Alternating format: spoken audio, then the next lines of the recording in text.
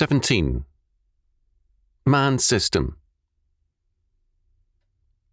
For most people, the story of Saul and Amalek in 1 Samuel chapter 15 is an unpleasant one. One humanistic seminary professor said of it that Saul looks morally better than God, viewed, of course, from a humanistic perspective. Saul is commanded by God to destroy Amalek. We are not given any information as to the occasion for God's command. It would appear that Amalek was preparing to move against some other power. Saul neared their capital and prepared an ambush in a valley. 1 Samuel chapter 15 verse 5. It was not some random travellers which the Israelites struck at, but the Amalekite army and king. All the people whom Saul destroyed, verse 8, has reference to all the army. The text does not indicate whether or not Amalek was aware of the Israelite army. The Kenites had been ordered by Saul to withdraw from Amalekite territory. As nomads, their movement would not readily create suspicion. The text suggests an ambush, so that Amalek was apparently unprepared for an Israelite attack as they moved their army out for an attack on another power. The Amalekites were defeated and were hunted down from southern Judea to the Egyptian border, and their army was utterly destroyed, although King Agag was taken alive. That the Amalekite nation did not perish is clearly apparent from 1 Samuel chapter 30 verse 1. Also, 1 Samuel chapter 15 verse 33 speaks of Agag's mother as still alive. Thus, Amalek, a predatory nation, was struck down at God's command when apparently about to extend its predatory activity. Now, God's command to Israel was, first, to destroy all Amalekites, because all Amalek was under God's death sentence, and second, to destroy all their property and possessions as forfeited to God together with their lives. Verse 3. It is this command which sticks in the humanist's craw. It calls for genocide. Had this order come on humanistic grounds, that is, for Amalek's crimes against humanity, it would have been perhaps tolerable. The Bible gives grounds for such an approach, apparently. Amalek, in its attack on Israel when it left Egypt, Exodus chapter 17 verses 8 to 16, castrated all prisoners and corpses, Deuteronomy chapter 25 verse 18. God, however, cites such sins by Amalek as part of Amalek's hatred of himself, his law, and his people. In brief, in the Bible, sins against man have a God-centered, not humanistic emphasis and focus. God, however, indicted, sentenced, and set aside Saul for his disobedience. First, Israel destroyed all the vile and refuse, booty, and kept the best of everything for themselves. This was a direct insult against God. Everything was required to be destroyed as a necessary requirement by God. All things being God's possession, with the ban on Amalek, all of Amalek and its possessions were reclaimed by God and ordered destroyed.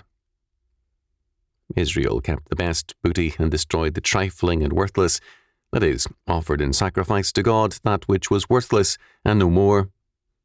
Such, quote, gifts, end quote, to God are common in the history of the Church, and always under God's judgment as contemptible and insulting.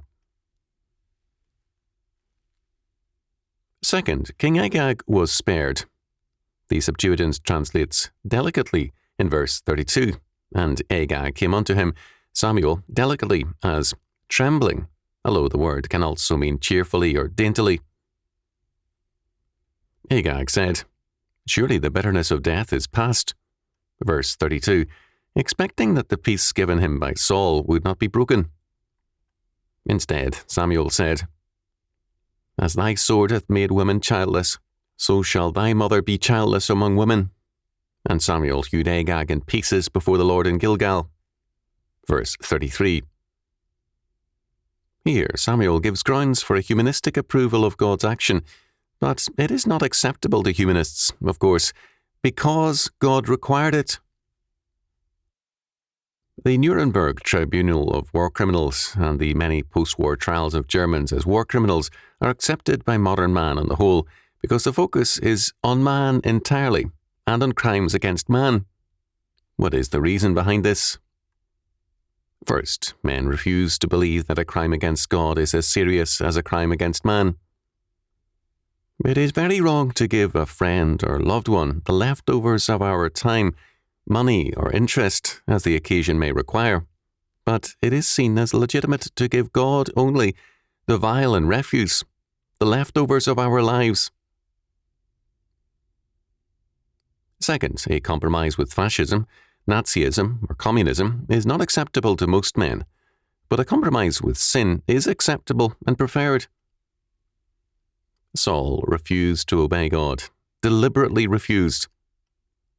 He revised God's command and then charged the people with ordering the revision. Verse 24. Why? The clear-cut and uncompromising acceptance of the whole of God's law word involves no small amount of self-condemnation and necessary change and submission. It requires continuing repentance, that is, a change of direction in our lives, a dying to ourselves, and a living unto God and His law word. This man does not want.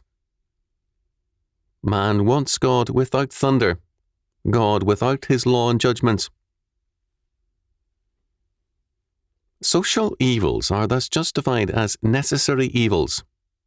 The system, the criminal alliance of civil government, capital, labour, and the criminal syndicates, is man's way of trying to say that the wisest of all possible worlds is one in which law, work, thrifts, and morality coexist and work together with lawlessness, an anti-work mentality, prodigality, and immorality. We have here an implicit Manichaeanism, a belief in the equal ultimacy and value of good and evil, plus a new element absent in Manichaeanism, a belief in their necessary coexistence. In other words, before Saul's time and into our era, all too many men seek a marriage of God and Satan, the union of Jerusalem and Babylon. For many, sound politics has come to mean precisely that. Adam wanted Eden, but he wanted it on the tempter's terms. Genesis chapter 3, verses 1 to 5. With himself as his own God, determining good and evil for himself, while expecting God to subsidize his efforts.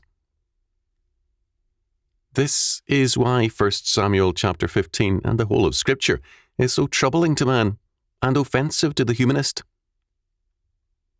As one humanist remarked of a like incident in Scripture, how gauche of God! Indeed, how dare God set forth his sovereignty so boldly without regard for man's feelings? The humanist wants meaning to come from man. Scripture refuses ever to pander to that appetite.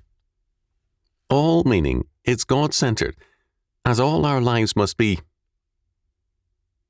Man is defined in Scripture in terms of God. He is created in God's image, to serve and obey God. Man is a religious creature. In his sin, he seeks a religion derived from man, so that meaning becomes man-centered, that is, humanistic. God is allowed a place in the scheme of things by man the sinner only if man can set the meaning. The system is a chronic definition made by man. Man then determines the relative usefulness to himself of both God and Satan, of justice and sin. He wants the best of heaven and hell. He wants to eat his cake and have it too.